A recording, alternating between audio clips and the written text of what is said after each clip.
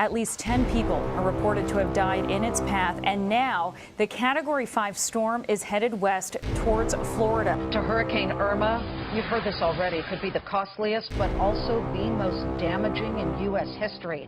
We are dealing with this hurricane that is unprecedented in a lot of areas, and even if it gets downgraded to a Category 4, it's still going to have the potential to bring devastating storm surge, devastating flooding, and very, very strong winds that could knock down buildings in South Florida. Police officers, firefighters, and ambulances will not come to help you when the winds get too intense. Now, to give you a better idea of just how dangerous and destructive this storm is and could be, let's take a look at a couple of headlines. USA Today, Hurricane Irma has the potential of affecting every major city in the state of Florida. The New York Post, Hurricane Irma is the size of Texas. The Miami Herald, 2 South Florida nuclear power plants lie in Irma's path. Are they ready? And the Washington Post, U.S. military preparations for Hurricane Irma now include 4 Navy ships and thousands of troops. And the Daily Beast, Hurricane Irma, look at this, is stronger than all of 2017's other 8 Atlantic storms combined. The county ran out of bags to store all this sand in. Early this morning, they've handed out 20,000 so far.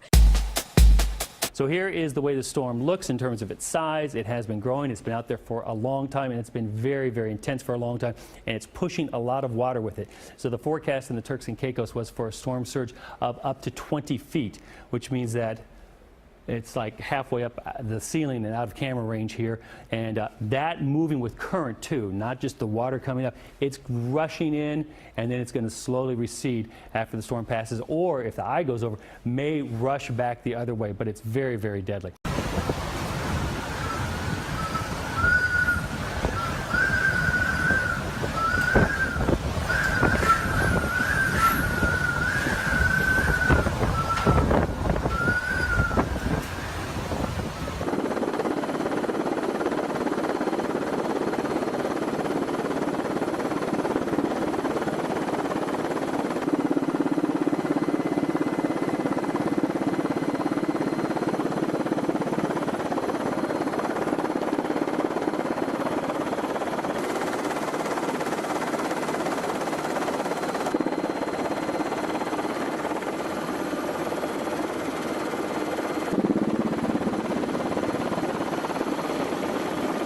And tonight, it's a race to outrun Irma, the most powerful hurricane ever recorded in the Atlantic.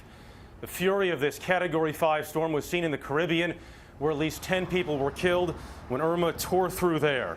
Here in Florida, more than 1 million live in mandatory evacuation zones, and folks along the Georgia coast have also been ordered to leave. More now on the threat to Florida. 180-mile-an-hour winds seriously threaten buildings across Florida, and we've already seen the destruction they've caused in Barbuda and St. Martin. Now, officials and residents closely watching high-rise buildings and construction cranes along the coast. Our chief national correspondent Tom Yamas is in Miami. Good morning, Tom. George, good morning to you. Just behind me, you can see one section of Miami's beautiful glass-filled skyline. Now, that glass is one concern, but the other big concern, take a look at this angle from this same balcony. Those construction cranes there in the distance. There's 20 to 25 of them, and now officials here in Miami are advising anyone who lives in a building next to a crane to get out. This morning, Hurricane Irma causing a sky-high scare for some in South Florida. In downtown Miami, a combination of condo canyons and massive construction cranes leading to new warnings. Brickell resident Jonathan Ayal wrote out Hurricane Wilma on the 18th floor of his building. Panes of glass that were probably 40 to 50 sections at a time got sucked out and were floating like paper in the air, and then were just crashed to the ground. We start off tonight with the most potent Atlantic Ocean hurricane on record, according to the National Hurricane Center. At least 7 people have died so far. Whole islands are ravaged. Hundreds of thousands are without power tonight. And the worst could be yet to come as Irma bears down on the heavily populated U.S. Southeast. We begin tonight with senior correspondent Adam Housley on Key Largo in the direct path right now. Good evening, Adam. Good evening, Brett. With the Florida Keys bracing for that direct hit, many who've never evacuated here before have packed up and got out. I couldn't even pack nothing. I have the clothes on my back. That's it. Time is short before Irma makes its unwelcome advance, with the first stop expecting to be in the Florida Keys. And here, effects could be felt as early as Friday night. There will be a handful of people that will be staying here. So we'll see what happens. If it gets real bad, then we'll take off. Mandatory evacuations already in place for the Keys and much of South Florida. If you're in the Keys and still home, leave and get out. We can't save you after the storm starts. But not everyone is ready to get out just yet. We're staying here. We're going to a friend's house. Gonna ride it out. Hopefully we're okay. Tens of thousands already heeding the advice, departing by air, boat, and car. Roads north and west jammed with traffic and snaking lines for gas, food, and supplies, leading to reports of shortages and price gouging. Police even escorting fuel supply trucks to critical areas in need of fuel. We've got 4 vehicles and they're all full. So we've got that gas for the generators. We've got 4 generators. So am I scared? Yeah. The governor of Florida plans to activate 7,000 National Guard troops, and the president promising the federal response will be swift. We are very well covered from the standpoint of bravery and talent. We have tremendous people there representing us. Last-minute preparations are everywhere. Businesses and homes boarded up, and armies of volunteers filling sandbags, especially around Miami, where many forecasts say Irma is targeted. I have hotel rooms rented in Orlando. I just don't know if I'm going up there or not, but my wife says I am. Any doubts about this hurricane's power? Just ask residents of the Eastern Caribbean, Hispaniola, and Puerto Rico, where at least 70% of the island is without power, and some areas could remain that way for months. I'm on 441, which is the Aguada Pico de Piedra Strip. It's really windy. It's actually rocking my car. Sustained winds of 180 miles per hour producing massive storm surge, severe flooding, and property damage. States of emergencies declared in the Carolinas and Georgia, anticipating the hurricane could trundle up the East Coast. Sustained winds are 175 miles an hour. Video from the space station shows Irma's size. Hurricane-force winds extend 70 miles from its center. We want to check in with Lonnie Quinn, chief weathercaster at our New York station WCBS. Lonnie, the forecast is changing. It is. The new information pushes things a little bit more to the west, and we talk about this being an ominous turn. Well, let's get right to it. We haven't actually begun the turn yet, but there's a picture of Irma. It's enormous. You could fit Texas inside of that.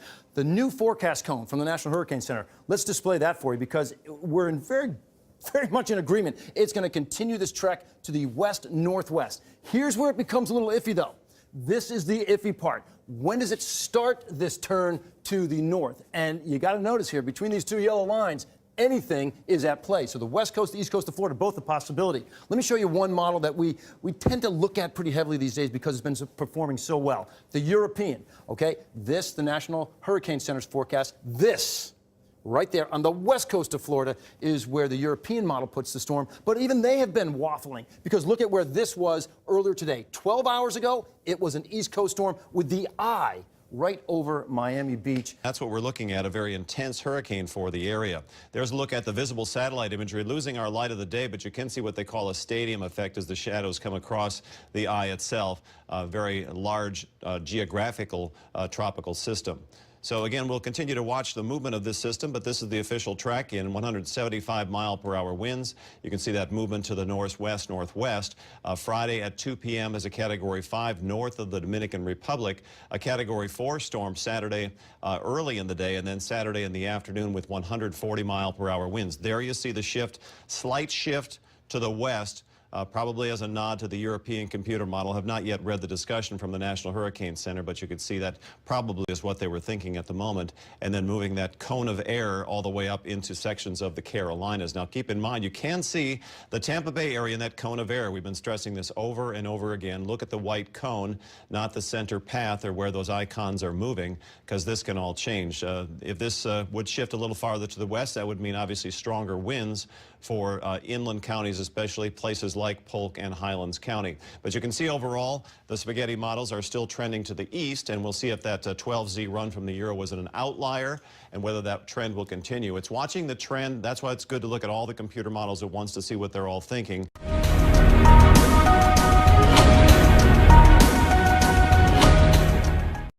Scary stuff. Governor Rick Scott warning Floridians to get out while they still can.